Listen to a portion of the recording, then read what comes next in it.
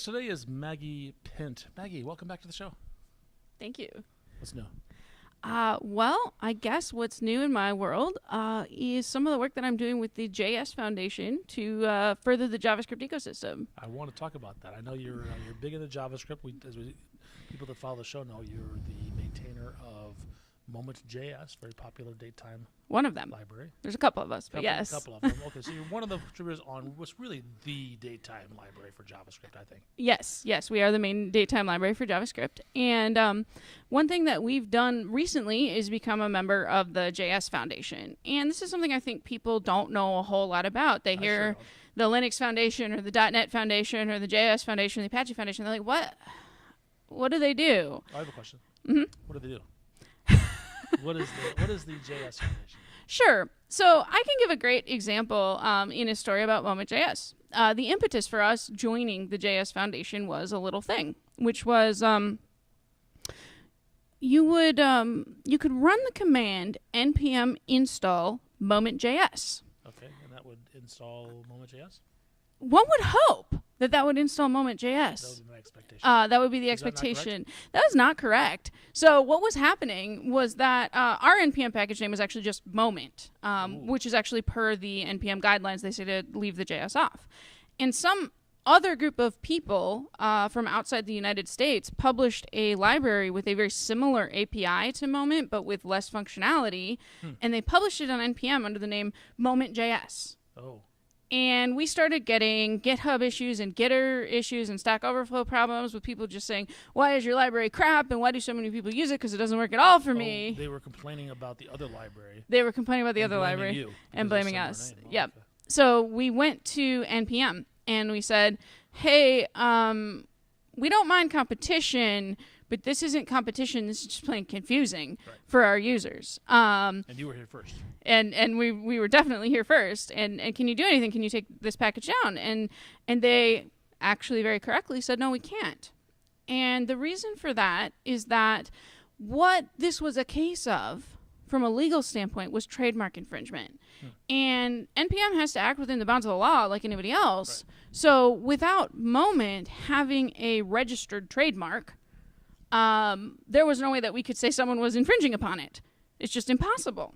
And when we realized this, we were like, oh my gosh, we don't know what to do, but this is a huge problem for our users, and we didn't know where to go. And I was talking to John David Dalton, who's the author of Lodash, and I mentioned this problem, and he was like, you know, Maggie, Lodash is part of the JS Foundation. At the time, they were actually called the jQuery Foundation.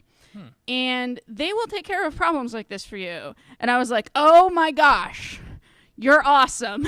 Thank you. And so I went and I talked to Chris Borchers, who's the executive director of the JS Foundation, and said, can you take care of this? And he was like, absolutely. You just need a trademark registered. We will do that with our attorney. Our attorney will send NPM an email, and that will be taken down. Oh, wow. So you pay for the attorney, right? Or how does that work? No, JS Foundation pays for the attorney. So where do they get their money? So they are community funded. They have several sponsors from the community, and the main one right now being IBM. And they are getting sponsorship from corporations who have a vested interest in the JavaScript ecosystem. And they're using that money to provide operational support to open source projects like Moment and Lodash and Grunt and Webpack and Require.js. Oh, these are some big names. Mocha. The open source community. Yes. All of the jQuery projects, so jQuery Globalize, and jQuery UI sit under the JS Foundation. And is it those were the original ones? Yes. jQuery just became jQuery JS Foundation. Yes. And yes. And then they decided we're doing this really well. We'll just share our expertise with other people. Exactly. They actually just relaunched last October as the JS Foundation, and they relaunched with the kind of fundamental mission of coordinating the JavaScript ecosystem. So beyond just providing legal support, which is something that they do really well for us and we were really appreciative of, from the day that we joined JS Foundation to the day that package was down was less than 3 weeks. I would say that the law is not a core competency of most software No, we had no idea. It's one of those things where, you know, Tim, the original author of Moment, it was like some utilities he thought might be useful to other people, and he put it on GitHub, and he wasn't... it's the package, the library for this. Yeah, he wasn't expecting 7 million NPM downloads a month. He wasn't thinking anything like that at all. And you don't ever think, my God, I have valuable intellectual property that someone might want to steal until it happens. Right. So they were really helpful in that. Another thing that JS Foundation does that I'm really excited about is they help these libraries that I was just mentioning get representation on TC39. So we're able to start to drive. What is TC39? Sure. So TC39 is the committee that defines ECMAScript, or more colloquially, the JavaScript programming language. Okay. So all of these new ECMAScript 2015, ECMAScript 2016 features that you're seeing coming out are thought of and created and standardized by TC39 and then implemented by the browser vendors. So what we're able to do via JS Foundation is have a voice in that. As the authors of major libraries in the ecosystem, we're able to say, hey, it would improve our lives and our situation if the programming language had this feature or that feature. Oh, and well, that's relevant because Moment exists to compensate for deficiencies in JavaScript, right? Exactly. Moment exists because the data object in JavaScript is really quite poor. And so one thing that I'm doing is I'm actually headed to TC39 this month to discuss reworking the data object in JavaScript to be something usable. It's funny to say that as a Moment author, I'm trying to get rid of my own library, but I really am. I don't out of a job, aren't you? Yeah, I don't want you carrying around my library just to deal with something that is in the language and is broken. Right. So that's one initiative that I'm working on with the JS Foundation, which I'm really excited about. And the JS Foundation is making that possible. It's making it possible for me to get there and things like that. So huge appreciation to them for that. Another initiative I have going with them, which is really cool, is right now it's a pain point in the JavaScript ecosystem to write good TypeScript definitions. Okay. If you're a TypeScript user, you want all of your strong typing in, and of course, so we should define this. So TypeScript is a language, is a superset of JavaScript, and it transpiles down to JavaScript. Yes. And it provides some intelligence in a lot of IDEs and some strong typing. Yep. Based on the type definition files that you're talking about. Yep. But not every library that you use has that type definition file. Exactly. So not every JavaScript library is written in TypeScript. In fact, most aren't. Moment is not. And so what has to happen is, in order for Moment to have strong typing when it's used in a TypeScript project, someone has to write a definition.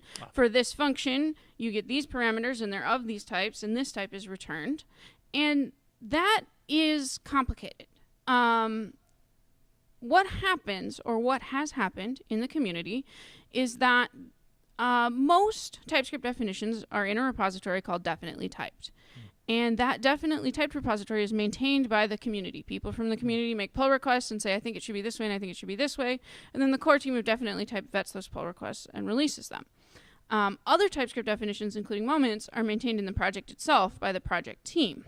And this situation, there's ups and downs to both. So with definitely typed, when it's maintained by the community and not the maintainers of the project, what inevitably happens is that it's behind. The community doesn't know the release cycle of the project, and so they're always scrambling to catch up with releases.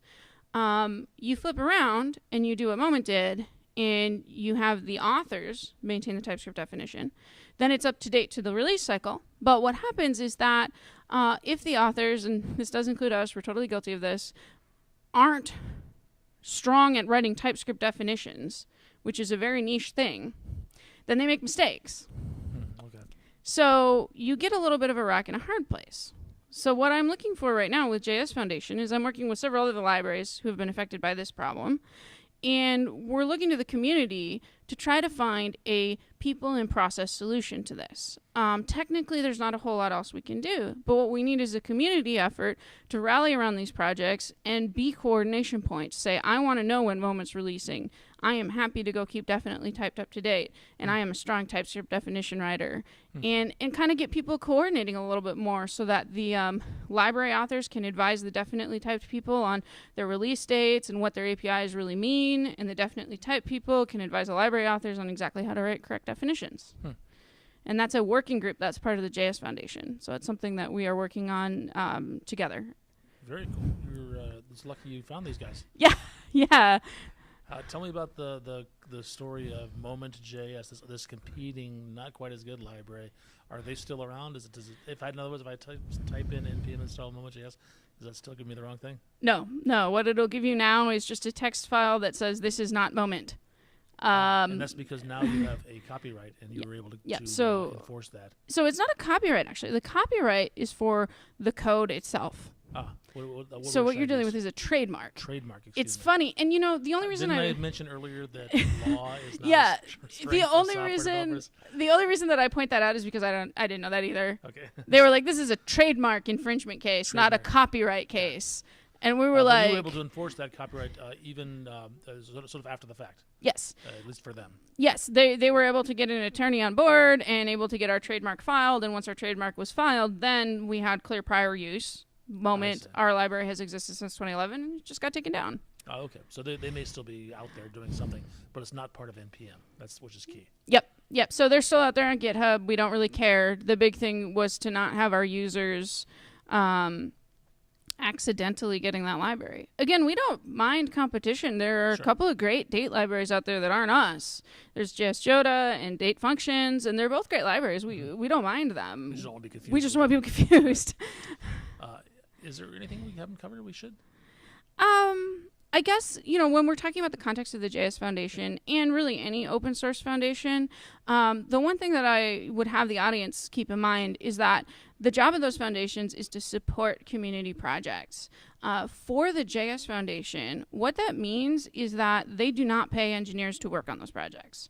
When you talk about what these foundations are doing, it's not about funding developer time. It's about making sure that these projects have the support so that they can continue to have community around them. And so it comes in the form of legal support, as I talked about, representation on TC39, things like web design, or if we need to do travel for the library's sake, they will cover that. And that's where the focus is. Maggie, thank you so much. No problem.